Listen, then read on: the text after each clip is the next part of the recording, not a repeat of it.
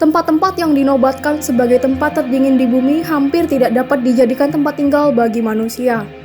Meski demikian, para penjelajah dan ilmuwan mampu menemukan cara untuk bertahan hidup di tempat tersebut. Di beberapa tempat terdingin di bumi, suhunya yang sangat rendah dapat membuat kulit membeku dalam beberapa menit jika terpapar langsung, dan tetesan napas berubah menjadi kristal saat menghembuskan napas. Banyak dari tempat-tempat terdingin di bumi merupakan stasiun untuk penelitian iklim, geologi, astronomi, dan biomedis. Dilansir dari BBC Science Focus Magazine, pada tahun 2010, satelit Landsat 8 mencatat suhu terdingin di bumi yakni minus 92,3 derajat Celcius di Dome Fuji, Antartika. Gurun yang kering dan dingin ini dinyatakan sebagai tempat terdingin di bumi.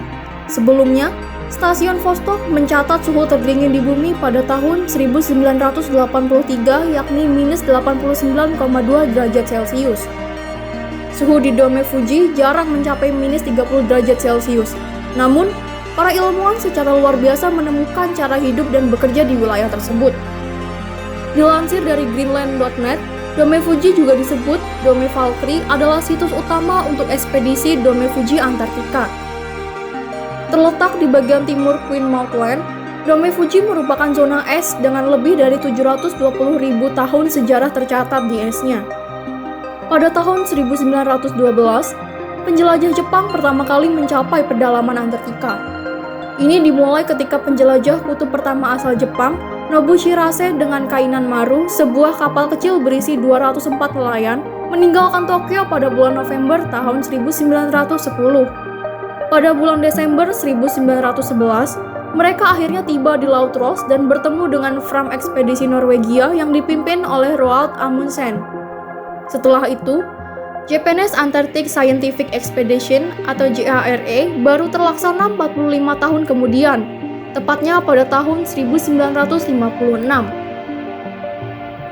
Selama kampanye itu, mereka membangun stasiun Showa dengan 4 kabin kecil dan generator 20 kW di Pulau Onggul atau Teluk Luzov.